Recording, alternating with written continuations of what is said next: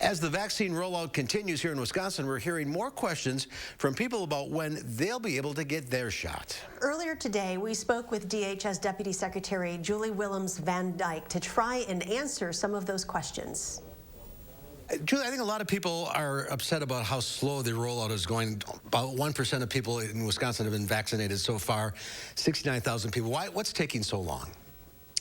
Well, what's taking so long is we just don't have enough vaccine. As I said to someone the other day, one of the ways we could have done this in the nation is we could have waited until we had 660 million doses in a warehouse and roll it out so everyone could have had vaccine at the same time. But we made a decision that as we had 10 million here, 10 million there, 10 million there, we were going to start rolling it out across the nation.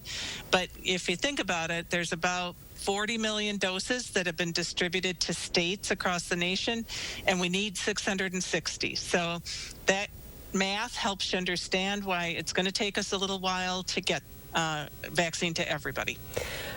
Doctor, was it a breath of fresh air, let's say, that President Biden is going to be bringing in more doses, but not until June, it's looking like? Is that correct?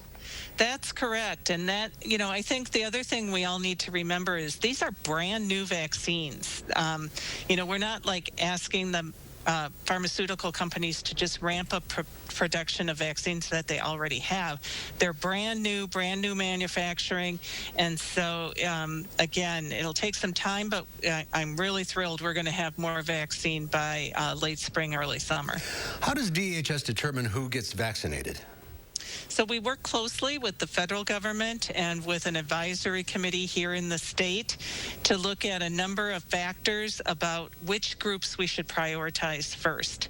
And they really look at factors like who's most likely to get sick, who's most likely to die if they do get sick, who has the greatest risk of exposure.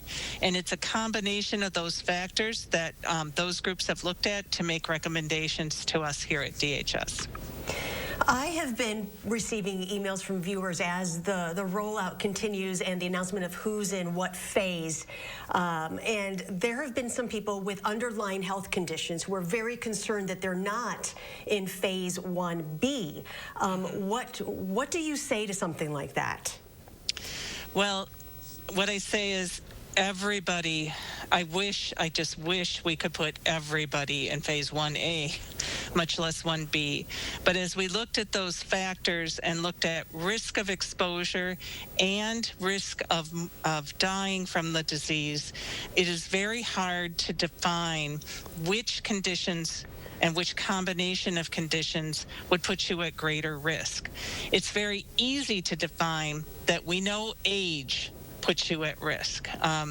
We know that 92% of deaths from COVID have been in people over age 60, and so that is why that group has been advanced prior to other groups.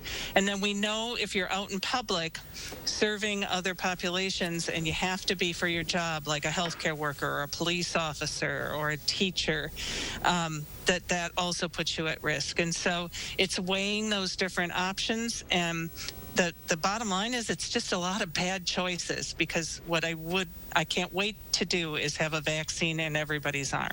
Realistically, all things being equal, when do you think that might be? I think it'll likely be summer based on what we're hearing about vaccine supply.